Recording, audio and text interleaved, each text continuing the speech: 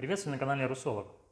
Замэр Москвы Анастасия Ракова сообщила, что количество многодетных семей в Москве за последние 10 лет увеличилось в 3 раза. Там было 180 тысяч, а сейчас 410 тысяч семей. Ну, понятно, что они рассказывали про социальные льготы, которые есть в Москве, и другие меры поддержки. По нашему мнению, есть еще несколько факторов, почему такое серьезное увеличение количества многодетных семей в Москве. Первый фактор – это рождаемость, высокая рождаемость в 80-х годах. И как раз вот в этот период промежуток времени лица, которые родились в 80-е годы, начали создавать семьи и, собственно, рожать детей. Второй фактор – это увеличение границ Москвы, и количество людей увеличилось. Третий фактор – что многие молодые люди из регионов переезжают жить в Москву. И, соответственно, количество молодого населения увеличивается, и, собственно, больше становится молодых семей, в том числе и многодетных. И четвертый фактор связан с федеральной программой по поддержке семей, которые усыновляют, либо становятся опекунами детей-сирот. Они тоже являются многодетными. Вообще, в целом, в России поддержка многодетных семей и в целом увеличение рождаемости является приоритетной задачей. В свое время Путин, когда приходил к власти, это в 2000-х годах, эта проблема стояла остро. У нас убыль населения составляла около 1,5 миллиона человек. И потихоньку эта ситуация менялась. Стоит заметить, что в России проблему рождаемости пытаются решить экономическими методами. Раньше была мера по поводу 500 тысяч за второго ребенка, сейчас уже за первого готовы давать около 500 тысяч. Но они особо не работают. По крайней мере, если мы посмотрим на естественный прирост рождаемости, то у нас, как правило, всегда идет убыль. Что важно понимать вот в этих отношениях? Что женщина хорошо чувствует, сколько детей она может прокормить и поставить на ноги. В современном обществе у нас, как правило, нуклеарные семьи. Это когда семья состоит из мамы, папы и детей. Накладываем на эту ситуацию тот факт, что в России около 900 разводов на 1000 браков. И получается, что женщина с ребенком, она может рассчитывать в большинстве случаев только на себя в случае какого-то риска или, ну скажем так, развода, потери кормильца и так далее. И женщина понимает, что в лучшем случае она может прокормить только одного ребенка. Но, возможно, 2, но никак не 3. Плюс родственники ближайшие, да, в современной вот нашей семье, они мало принимают участие в воспитании и помощи детям. Можно взять другой пример. Например, в Чечне. Уровень жизни, скажем так, на порядок ниже, чем в европейской части России. Но при этом женщина понимает, что бы ни случилось с ней, что бы ни случилось с ее мужем, есть много родственников, которые готовы помочь и позаботиться о ее детях. Поэтому там рождаемость 4-5 детей в среднем считается нормой. То есть ты считаешь, что все дело в женщинах? Но основное принятие решений, конечно, идет на женщин. Конечно, есть ситуации, когда мужчины хотят детей, но этого должна захотеть женщина. Но бывают случаи такие, скажем, незапланированного зачатия, но, как правило, все знают из интернета.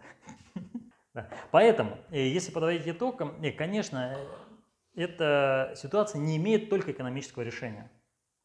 Это серьезная социокультурная составляющая, то есть такой современный кризис современной семьи. Еще есть один нюанс. С одной стороны, наше государство стимулирует рождаемость и выдает деньги тем, кто готов иметь второго, третьего ребенка. А с другой стороны, создается инфраструктура, которая вообще не направлена на семью и детей. Ну, например, квартиры по 20 квадратных метров, которые продаются, или 13 квадратных метров, которые уже есть в Москве, позволяют собственнику пользоваться всеми благами большого города, при этом без какого-либо обременения. Малогабаритные квартиры, малогабаритная мебель и, прошу меня простить, малогабаритные семьи. Или давайте, если вы захотите заказать такси с 3 детскими креслами, это невозможно. То есть даже сервис такой возможности не предоставляет. Ну а что говорить, если мы, допустим, куда-нибудь полетим с семьей, то, скажем так, процедуры, направленные на то, чтобы рассадить всех членов семьи, и чтобы вы потом платили за это деньги, гораздо важнее каких-то семейных, скажем так, уз и правил воспринимать семью как одну ячейку общества.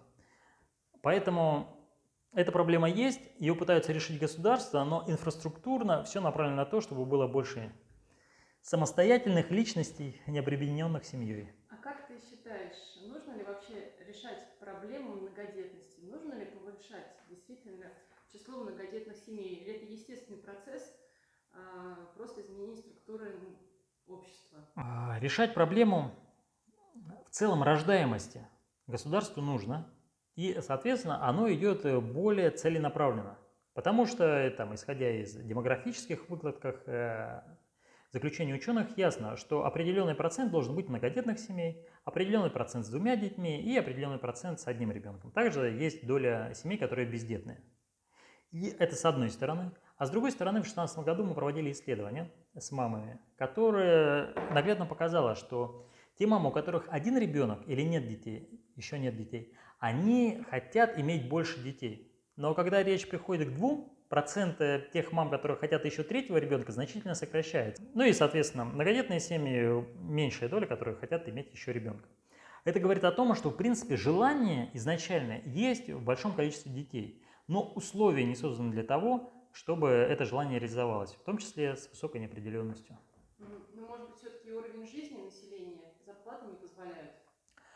Этот ответ лежит на поверхности, и, собственно, это серьезные аргументы как для кураторов экономической политики в рамках демографии, так и для самих жителей.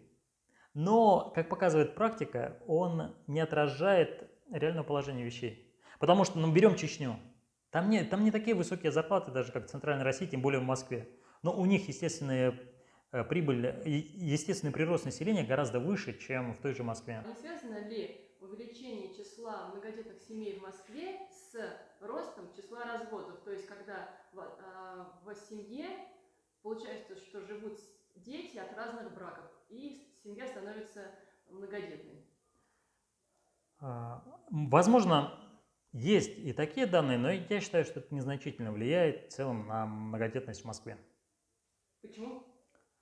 Но это было и в прошлые десятилетия. И, в принципе, если у женщины есть желание создать большую семью, то партнеры могут меняться.